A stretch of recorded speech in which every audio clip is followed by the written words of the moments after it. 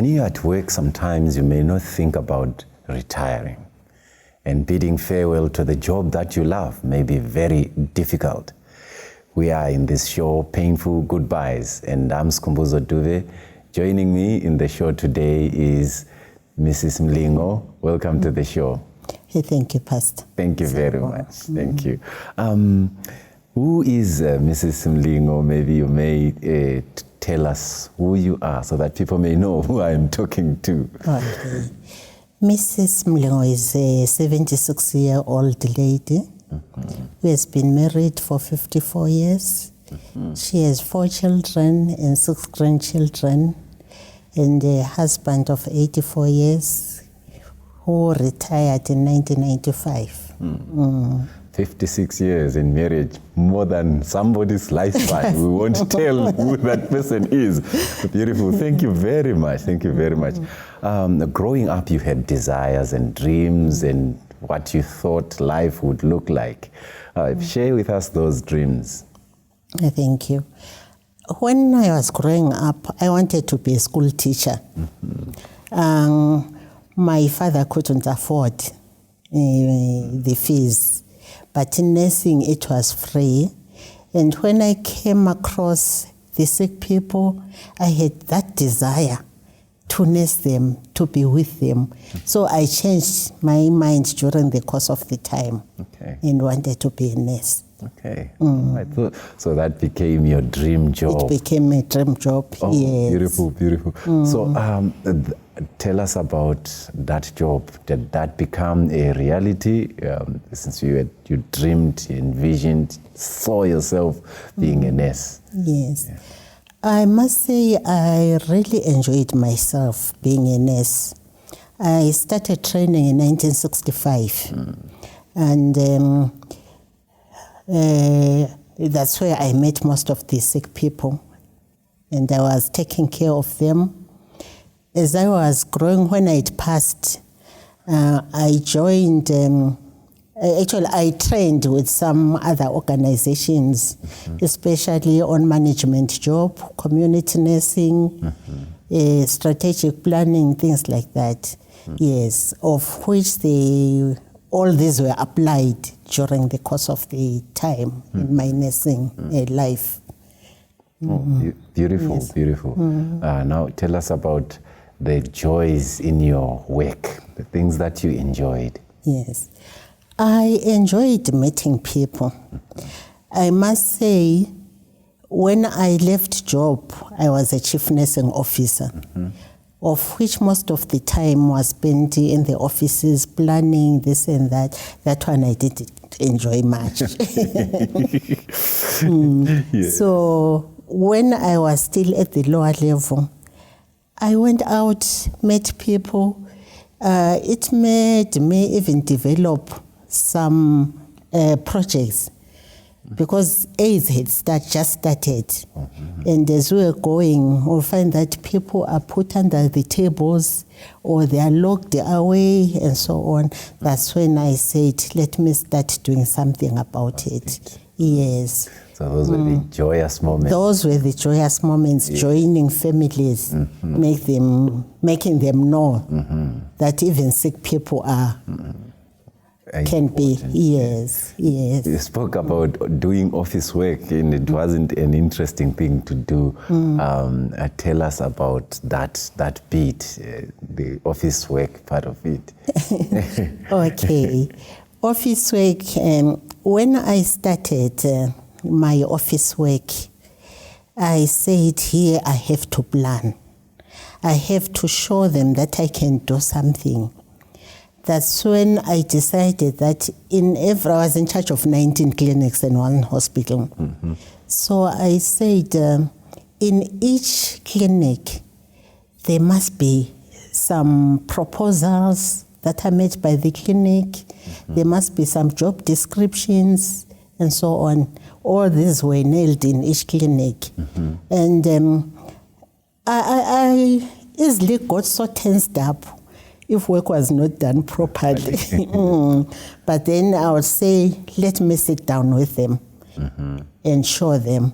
Being cross doesn't solve a thing, but showing people what is wrong and how they can go about it. Yes. Luckily enough, I done counseling. Okay. I was a counselor. Thank you. Thank you very much for sharing your bit of the journey as your work, in your work life. Now, please don't go away. After the break, we'll hear more about this story.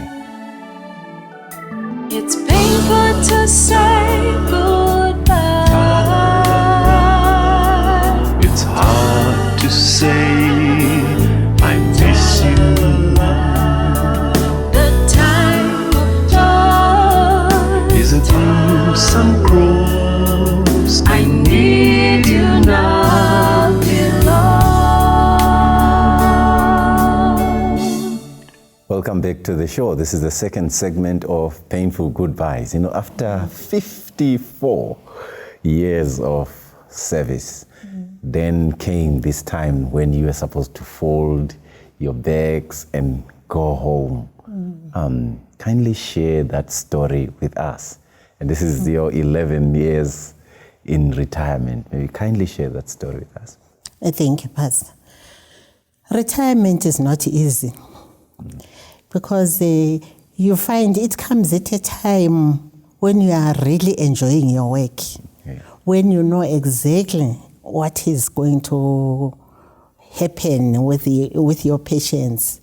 But then at times you feel you also deserve to rest a bit and be on your own and make your own decisions and go anywhere where you like. I started preparing my retirement quite early, I must say. Okay. From 50 years, I started preparing. I said, when I retire, I want comfort. Okay. So I'll make it a point that I've got my brooms, I've repaired my house, I've got all gadgets that I may need on my own because I didn't expect to have a helper. I knew I'll not be able to afford. And I said, let me pay all my accounts. Okay. I'm afraid I did have accounts, quite a lot of them. So you had to clear all the So I accounts. said I have to clear That them. was at 50 years. Yes, Okay. let me start clearing. Okay. So that by the time I get retirement, yes. I was thinking again, everybody must have a goal in life. Okay. Everybody must think, what is my future? What is it going to be? What are my plans? I was thinking, you think from the end when it comes to this, not from the beginning. Yeah. At the end, I must be ABC. Financially, where am I going to get my finances? Who is going to pay my mortgage? All these things, and you tell yourself, I'm not going to bother the children. The children have got their own homes. They'll be having their wives and children. I don't want to bring any quarrel. So we sat down with my husband to decide on what to do. And we said, no, let's involve the children too, so that we can make plans as a family. Together. Yes. We started from there, meeting with the children. It helped them because they are already starting making their own plans at their ages. The eldest is 53. So we made all these plans. You'll be thinking that, why should I be afraid? My Lord is there. He has plans for me. He has good plans. So I mustn't be afraid. All I should do is just to kneel and talk to the Lord. And He'll give me a guidance on what I should do. My husband had already gone on retirement. So I was studying him. Where has he failed? And where has he done good? All those things I was copying so that when we are both out on retirement, life will be very easy for us. You see, I'm just thinking about the last day at work. I don't know whether you still vividly remember how it was like when you were saying, now this is the last day and I'm done. Yes. Yes. The last day, I must say, I wasn't happy because it seems I still wanted to continue working. I'd forgotten that I wanted to rest. Now I was thinking, is somebody going to look after my orphans because I had started orphans? Is somebody going to continue training the home-based caregivers because I had already started? Quit smoking. I was a bit selfish on this one. I should have trained other people to assist me. Okay. So the only person who assisted, who also knew, had left the department. That was my main worry. This program must continue. Are they going to continue it? Yeah. So unknowingly, the staff had prepared a grand party, which I didn't know of, a surprise party. So it brought joys and tears. It was a nice goodbye and a painful goodbye. Yes. So you said something. I think that may be painful. I think it can be a lesson to us that no one was prepared to take over the initiatives that you had started. Yes. To what extent was this painful to think about the collapse of the things that you had started? It was so painful that I decided to talk to my superiors. Please, can you let me continue with the programs? This will all be voluntary work, but I want to see things going. Can you allow me to train others so that they continue with the program? They don't make the same mistake that I did. But yes, it did happen. It happened. Yes. So sometimes I think this comes to us as a lesson that in preparing for retirement, it's not only preparing yourself, but also preparing others as well. Definitely. That is very, very important. And yes. So what were the hardest feelings that you've had, the most difficult feelings that you had as you bid farewell to your job? Do you know, at times I would say maybe I was a funny supervisor. Okay. Before I left, I made it a point that everything was in proper place, or everything were in writing, not orally. Okay. And I called the staff, my subordinates, just to see exactly how things were being done, to make sure that there was continuity in the work that I was doing. I didn't want to see things collapse. Yes. So you loved your job so much that you didn't want to see it. Oh, yes, I loved it so much. Sometimes it happens that you go back to just visit or pass by the place that you used to be. Maybe just a few days after leaving, or maybe a month or so after leaving, you may have visited the office and maybe seen something arranged in a different way. What did that do to you? No, it pains somehow or other, because you find you had a reason for specifically putting things in place, and they were a reminder for you that, today is a Friday. If you look at certain corner, everything for Friday is written. Okay. Look at another corner, everything for Monday is written. So this may not be meaningful to someone else, then everything is just put. Just like that. And You don't want to interrupt with somebody who is planning her work. Yeah. No, oh, yes. Oh, this is how you are doing it. Yeah. Do you know why I did it that way? Because of ABC. But, oh, we didn't know. So it was my fault, really. Okay. Yes. Do you think, can you remember of an incident that really maybe, if it is okay to share it, that really may have broken your heart after leaving, that you can refer to and say, no, there is this thing that happened after leaving and I saw this and it became painful because I was not there. Maybe if I was there, it was going to be a lot better. Is there any incidents that you can think about? There are so many, but I don't know which one to take.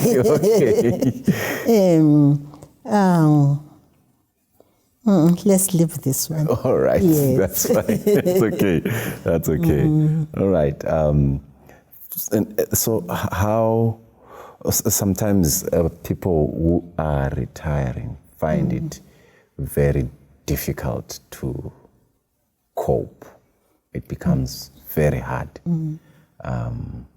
Like you highlighted that it was painful on the last day. You felt you could continue. Yeah, so what did you do in order to be able to cope? Although you had prepared, but then there came this day. Yes. What I can say, I think I had prepared. But then I found my colleagues, they were in shambles. They were in difficult forms.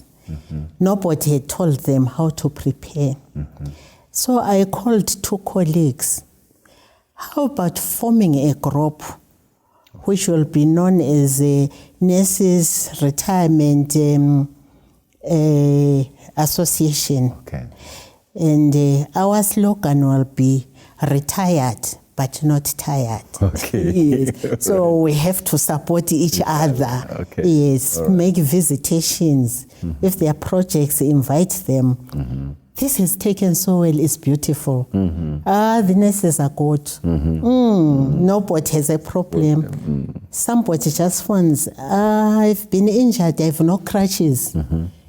Find people running around. We've brought some crutches for you. Okay. I am having a wedding for my children. I may get short of food.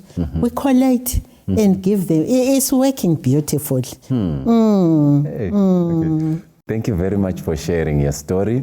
We will meet in the third and final segment of this story. It's painful to say goodbye. It's hard to say I miss you. The time of joy Is it through some cross? I need you now, beloved. Welcome back to the third and final segment of the show, Painful Goodbyes. Thank you for joining us if you are joining us. And now we have shared how the retirement journey was like. And now we are here. So how is your day like, day to day? What do you fill your day with? Thank you. You know, retirement is easy and not easy. Okay. There's so much to be done in the home, but it's so different from what you were doing at work. At work, I was on management. I was saying, do this, do that, and I was timekeeping. Why are you late? This, but now at home presently, it's just myself and my husband. All our 4 children are away, they are out.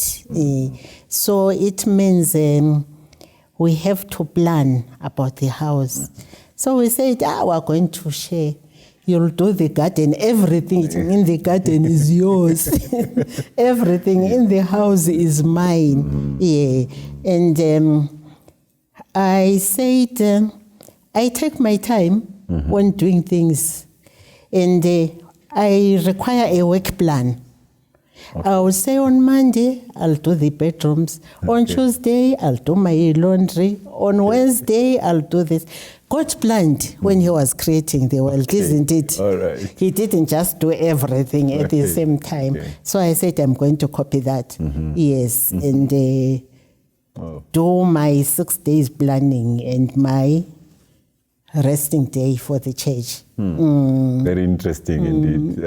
You highlighted something, I think, even though it wasn't emboldened, I picked it up. The children are already gone. Yes. And now it's an empty nest. Oh, yes. And you are a retired couple. So I think there are two things here that are kind of painful goodbyes. How do you then deal with this? How do you make your life enjoyable as a couple? Since it's only the two of you now and children are gone. Yes. And we are sending each other. Yes.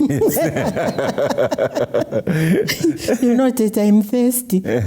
You say, so if you are thirsty, don't you know there's water in the kitchen?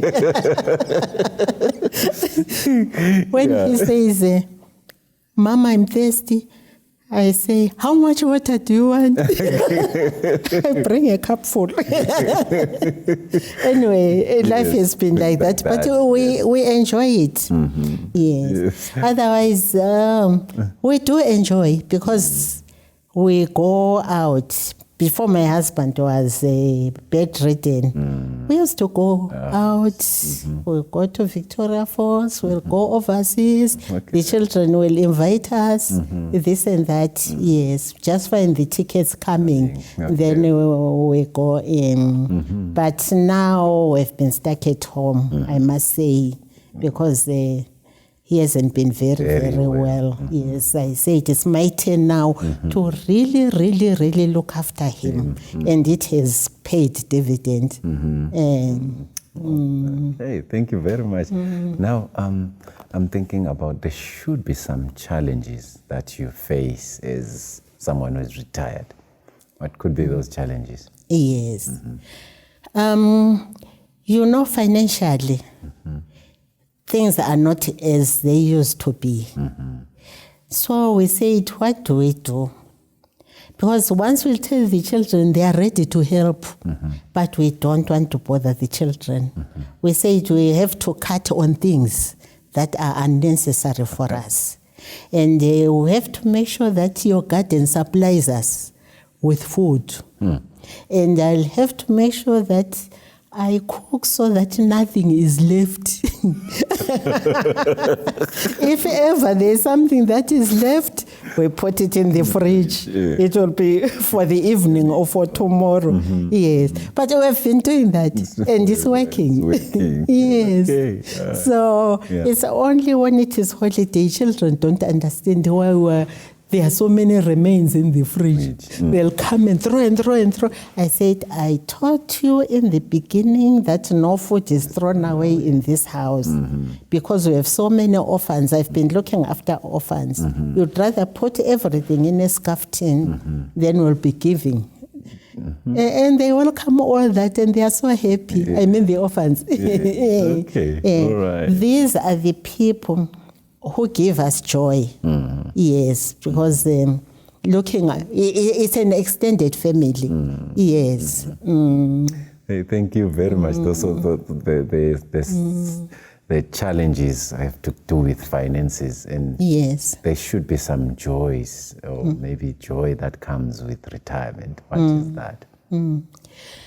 There's a lot of joy in retirement. I must say, the first 3 months of my retirement, I was so happy. Because I was sleeping up to 10 o'clock. And my mind was at ease and so on. After 3 months now, I say, I think it's going all right at work. I'm now thinking of work again. Because now and again, they were calling me to assist them, especially, let's say, their interviews, their cases they have to attend to. So they're inviting me to go. Then that gave me chance to sit down with them afterwards. Girls, why don't we do this and that?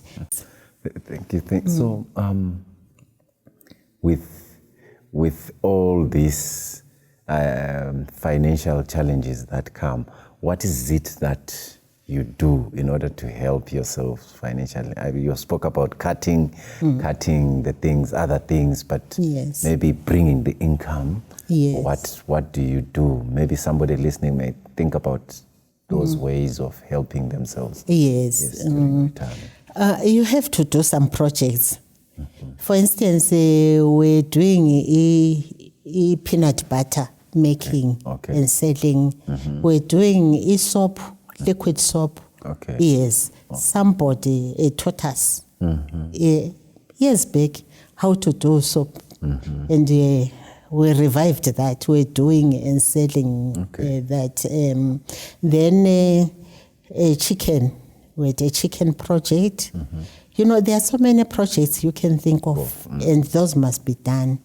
And those must be planned before retirement, so that when you retire, things just... If you were to speak to the younger OT, what would you tell her? I say, young lady, you know, preparation starts early. You don't wait until last minute to prepare for retirement. Start doing your projects. Start joining organizations. And I'll start saving. I'll put aside a box and say this is for retirement. Yeah. Then I'll be pushing in something every time to make sure that by the time I retire, I'm home and dry. Thank you very much. And I would say I would teach my colleagues. You know, young people don't know that retirement is coming, and that retirement should be done at an early age. All this should be introduced at our churches. Yeah, people must know how to look after themselves and how to look after the old and how to understand the aged. Yes, that's very important, because when you understand the aged, when you are aged, people actually understand. I thought you were going to tell me off when I came in here because I was late. That's okay. But you understand the aged. Yes. Thank you very much. Thank you very much. So what would be your last words that you'd share with those who may be in your situation, maybe that may be failing to cope with retirement? Yes. There are some people are failing, definitely, as I say. That's why in our nursing group, we started a group of assisting each other. I said, communicate, go to church, don't stop because you say I'm aged. Then I know our churches are now full of young people like ours. Understand them, because things change as you grow. Yes, and I'll say make yourself happy because God, in Jeremiah, he does say what he has plans for you, and he'll make you happy. And so with me, I'm happy. Thank you very much. Yes. Thank you very much. There you have it, friends, the story of Mrs. Ottilia Mlingo, who's shared with us. Thank you for sharing your story with us, and we are grateful that we have learned a lot from your journey. For me, Mrs. Mlingo, and the crew behind the scenes, it's a wrap.